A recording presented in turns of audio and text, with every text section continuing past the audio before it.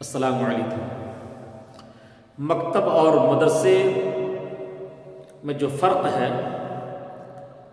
میں اسے بتانا چاہ رہا ہوں کہ جو بڑے مدارس ہیں اور بڑے علماء کرام نے بڑے بڑے مدارس بنانے پر بہت زور دیا، بہت اچھی بات ہے، بہت زور دیا، اور اس کا فائدہ بھی ہمیں نظر آتا ہے۔ آپ جس شہر میں جائیے، جس محلہ میں جائیے، ہندوستان کے کسی کونا میں چلے جائیے، آپ کو مدرسے کے فارغین مل جائیں گے، مولانا صاحب مل جائیں گے، علامہ صاحب مل جائیں گے، حافظ صاحب مل جائیں گے، قاری صاحب مل جائیں گے۔ یہ بڑے مدرسے کا فیضان ہے، لیکن دوسری طرف ہم نے مکتب پر دھیان نہیں دیا، مدرسے کی طرف دھیان دیا، بڑے مدارس کی طرف دھیان دیا تو علماء، حفاظ، قراء، محدث، محقق، مقرر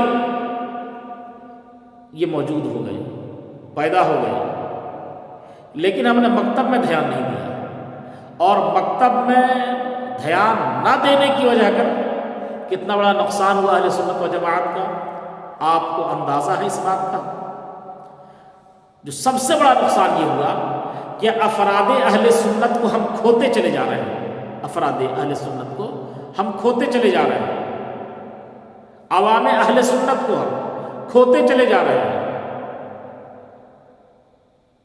اور عوام اہل سنت اب وہ پکے سچے والے نہیں رہ گئے، ڈھل مل پل پل ہو گئے۔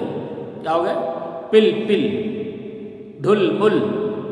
اب اس کو ایک نام اور دے دیا گیا، صلح کلی۔ یہ بیماری کہاں سے پیدا ہوئی؟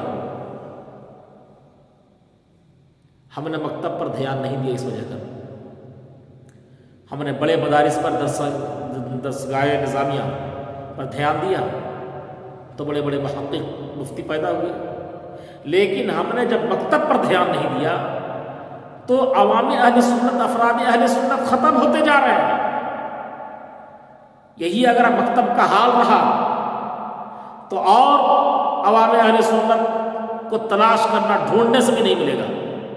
اس لیے علماء کرام آپ سے گزارش ہے کہ اگر آپ دین و سنیت کی خدمت کرنا چاہتے ہیں، اہل سنت کی خدمت کرنا چاہتے ہیں، مذہب اسلام کے سچے خادم بننا چاہتے ہیں تو مکتب پر دھیان دیں، بچوں پر دھیان دیں۔ یہی اس لیے کہ یہ بچے کل کے عوام اہل سنت ہیں، افراد اہل سنت ہیں، اس پر دھیان دیں۔ السلام علیکم ورحمۃ اللہ وبرکاتہ۔